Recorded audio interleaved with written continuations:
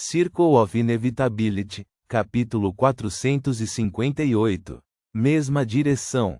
Tinta. Pincéis. Jenna olhou para o conteúdo da bolsa de pano branco acinzentada por um momento, momentaneamente atordoada pela descoberta inesperada. Ela rapidamente se lembrou do conselho do purificador e das pistas recentes que eles haviam reunido. Fique de olho em pintores e indivíduos que têm a pintura como hobby, pois é provável que algumas de suas obras possuam habilidades sobrenaturais. Será que esse monge é um pintor apaixonado? Ou ele estava simplesmente entregando tinta e pincéis para um artista? Parece uma tarefa de rotina, mas o fato de ele ter escolhido as profundezas do submundo de Traer para essa tarefa levanta suspeitas. Não parecia ser uma questão de restrições de tempo. Ou há um problema com seu destino, ou o pintor que ele procura é problemático. Talvez tudo seja problemático. Uma enxurrada de pensamentos passou pela mente de Jenna, levando-a a suspeitar de uma conexão entre o monge mecanicamente aprimorado e o albergue que eles estavam investigando. Era possível que um artista com poderes sobrenaturais estivesse trabalhando em murais subterrâneos, exigindo um suprimento substancial de tinta e ferramentas. Jenna decidiu procurar pistas no manto do monge, encontrando apenas algumas moedas e notas. Ela colocou esses itens na mesma bolsa de pano branco acinzentada e a prendeu com um nó. Enquanto examinava os intrincados componentes mecânicos que compunham metade do corpo do monge, ela contemplou usar as chamas negras de Demônia para incapacitá-lo mais uma vez. Seu plano era transportá-lo de volta à superfície para um interrogatório, com a ajuda de Ciel, Franca e Anthony. Sendo uma bruxa, Jenna havia dominado a magia ritualística relacionada à canalização espiritual, mas lhe faltava experiência prática e estava preocupada em cometer um erro que pudesse atrapalhar a missão. Ela também precisava de um alvo de oração seguro, então pretendia deixar essa tarefa para os experientes Lumian e Franca. Quando Jenna estava prestes a colocar seu plano em ação, várias engrenagens no rosto do monge inconsciente de repente começaram a girar sozinhas, produzindo um ruído de clique e estalo inquietante. As peças mecânicas ganharam vida, girando descontroladamente e devorando a carne e o sangue do outro lado do corpo do monge, transformando-o em uma massa horrível. A cena lembrava um acidente horrível em uma fábrica, onde um operador caiu em uma máquina enorme. Os instintos de Jenna imediatamente a alertaram sobre o perigo iminente, mas antes que ela pudesse reagir, as peças mecânicas, junto com sua própria carne e sangue, avançaram em sua direção. Em meio aos sons coexistentes de estalos e rangidos, ela se transformou em um espelho, quebrando-se centímetro por centímetro. Jenna conseguiu reaparecer a aproximadamente 10 metros do rio subterrâneo. Sem olhar para trás, ela rapidamente agarrou a bolsa de pano branco acinzentada e a flecha do sanguíneo cravada em seu peito. Ela disparou ao redor da parede de pedra, fazendo uma fuga apressada para a superfície. Atrás dela, os sons de metal rangendo e colidindo persistiam, mas não conseguiam alcançá-la. Gradualmente, a comoção começou a diminuir. Finalmente, Jenna ouviu o som nítido de peças de metal caindo no chão, e ela não conseguiu evitar um suspiro de alívio enquanto diminuía o passo.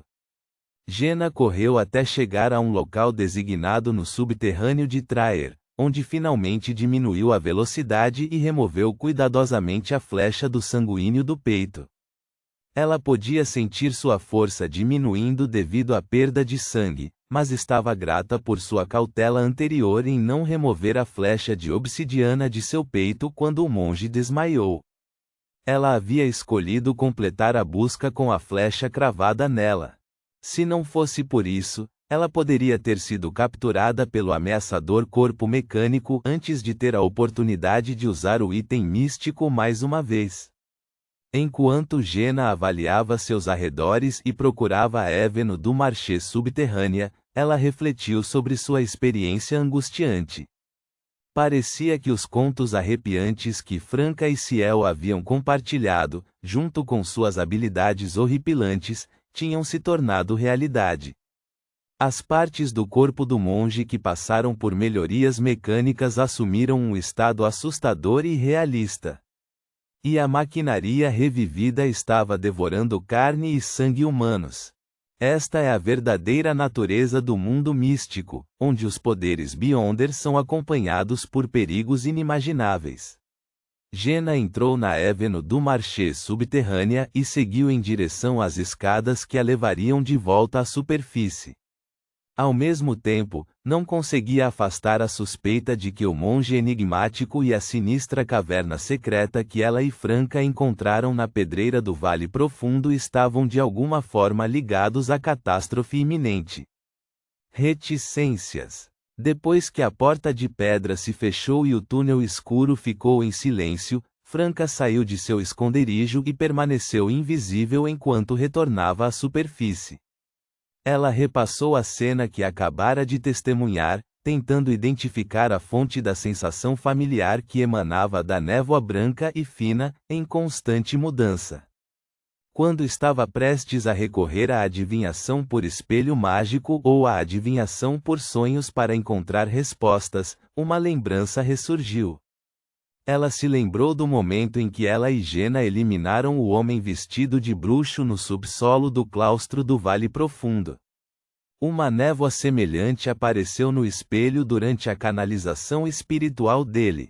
O cadáver explodido do outro grupo se transformou em uma névoa de sangue, revelando as características correspondentes, mas as cores eram diferentes. 007 nos informou que quando os purificadores chegaram no Vale Profundo, seu alvo já havia mudado. Os itens no altar tinham sumido, deixando para trás apenas palavras enigmáticas em certos papéis. Essas palavras eram Albert Goncourt, Submundo, Riot e Tempo. Albert Goncourt é um dos líderes dos Carbonari, e isso se alinha com as 3 lâmpadas de óleo que eu tinha visto momentos atrás. Poderia ser que a Ordem da Cruz de Ferro e Sangue esteja colaborando com os Carbonari para incitar um motim, possivelmente envolvendo monges do claustro do Vale Profundo?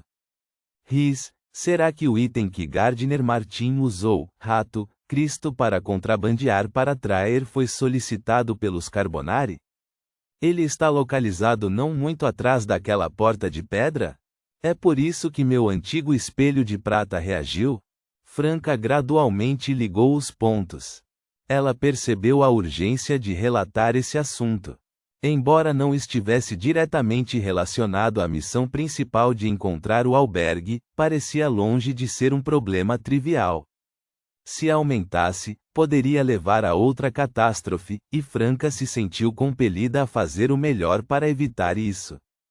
No momento seguinte, Franca ponderou suas opções. Devo reportar ao clube de tarô, a seita das demônias, ou informar as autoridades através do 007? Ela rapidamente se decidiu. Somente as crianças escolhem fazer perguntas de múltipla escolha. Os adultos selecionam todas. A única coisa com que se preocupar era que os relatórios não fossem enviados para as partes erradas.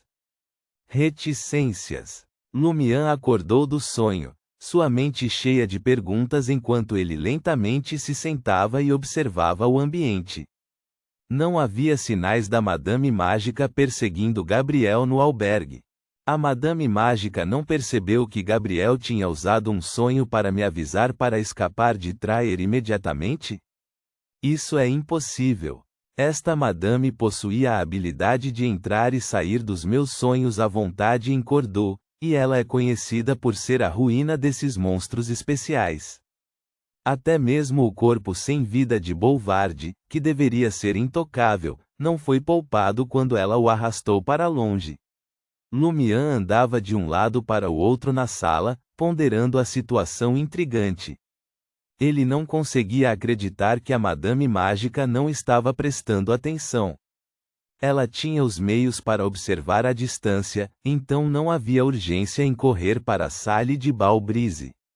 A percepção que ele obteve da influência de conspiracionista deixou Lumian com uma sensação incômoda de que o sonho não era o que parecia. Enganar a Madame Mágica enquanto se comunicava com ele indicava que havia algo extraordinário em Gabriel ou no próprio albergue. Como Lumian era apenas um sequência 6 e não tinha amplo conhecimento de misticismo, ele se absteve de especular e, em vez disso, sentou-se à sua mesa, pegando caneta e papel para escrever uma carta. Conhecendo as preferências da mensageira, Boneca, ele decidiu enviar a carta somente após retornar ao albergue do Coq d'Orée, aguardando pacientemente uma resposta. Não demorou muito para que a resposta da Madame Mágica chegasse. Não percebi que Gabriel influenciou seu sonho. As considerações iniciais são: você tem uma conexão próxima com o albergue. Existe uma conexão próxima entre mim e o albergue? A testa de Lumian se contraiu enquanto ele lia a mensagem, sentindo como se um balde de água gelada tivesse sido jogado sobre sua cabeça. Como isso é possível? Quando estabeleci esse vínculo com o albergue? Será que Gabriel usou essa conexão para se esconder do escrutínio da Madame Mágica e influenciar diretamente meu sonho? Lumian achou a hipótese da Madame Mágica absurda, mas não pôde deixar de analisar as possibilidades. Enquanto Lumian refletia sobre a situação, uma percepção repentina o atingiu como um raio. Maipo Meyer, o amante de Susana Matisse, o membro-chave condenado ao ostracismo da Sociedade da Felicidade, o antigo gerente do Teatro da Velha Gaiola de Pombos, que alegou estar retornando ao distrito comercial para fazer alguma coisa. Será que Maipo Meyer fez algo secretamente no distrito comercial que levou à minha conexão inexplicável e próxima com o albergue? Ele quer provar a si mesmo. Eu definitivamente sou um dos alvos. Era o plano dele que eu estabelecesse uma conexão próxima com o albergue e o detonasse em um momento crítico? Como ele fez isso? Eu tinha uma conexão próxima com o albergue sem perceber. Lumian subconscientemente olhou para seu peito esquerdo e suspeitou que Termiboros, o traidor, poderia ter desempenhado um papel nesse assunto. Caso contrário, ele não teria deixado de notar nada de errado. Em meio à surpresa, Lumian não entrou em pânico. Em vez disso, sentiu uma sensação de alegria. Gostaria de saber se posso usar minha conexão próxima com o albergue para encontrar esse lugar. Quando chegar a hora, poderei ter a oportunidade de conhecer Sansons e ter o apoio de vários portadores de cartas dos arcanos maiores. Quando Lumian estava prestes a escrever e perguntar sobre a Madame Mágica, ele ouviu passos suaves se aproximando de seu quarto. Toque, toque, toque. Houve uma batida suave na porta do quarto 207. Lumian abriu a porta e ficou surpreso ao encontrar Franca e Jena ali. Uma delas usava uma blusa berrante, e a outra estava vestida como uma mercenária. Suas expressões eram sérias. Franca sentiu a necessidade de se comunicar com Lumian antes de escrever um relatório. Descobrimos algo significativo. Você também encontrou algo importante? Lumian ficou surpreso, apontando para o teto. Chame o Anthony também. Quase 15 minutos depois, Franca e Jena compartilharam suas experiências no quarto 207 do albergue do Coq d'Orée, omitindo cuidadosamente detalhes sobre a seita das demônias e Will. Enquanto Lumian ouvia, sua testa franziu. Alguns monges do claustro do Vale Profundo são suspeitos de estarem ligados ao albergue e à catástrofe iminente? Aquele era um importante claustro da Igreja do Deus do Vapor e da Maquinaria. Lumian não conseguiu deixar de esfregar as têmporas, lembrando que algo incomum também havia ocorrido no claustro do Coração Sagrado da Igreja do Eterno Sol Ardente. As duas igrejas não são mais tão confiáveis? Traer ainda poderia ser salva? Poderia haver um futuro? Ponto.